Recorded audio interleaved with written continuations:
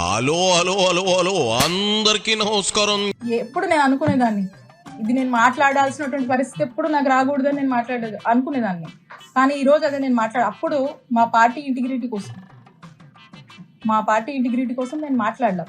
ఈ రోజు కూడా నేను మాట్లాడాలనుకోలే. నిజంగా దీన్ని నేను మాట్లాడాలనుకుంటే రాజకీయంగా దీని రాజకీయాల కోసం మాట్లాడాలనుకుంటే వారు పార్టీ మారినప్పుడు నేను మాట్లాడుండొచ్చు.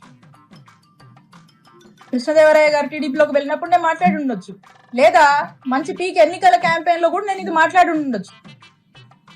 కానీ నేను దీని నుంచి ఎప్పుడు రాజకీయ ఏదో లబ్ధి పొందామనో రాజకీయంగా నాకేదో అడ్వాంటేజ్ అవుతుందో నేను ఎప్పుడు చూడలే, మాట్లాడొద్దు అనుకున్నా. బికాజ్ అది నా సంస్కారం అది, నేను మాట్లాడొద్దు అనుకున్నాను.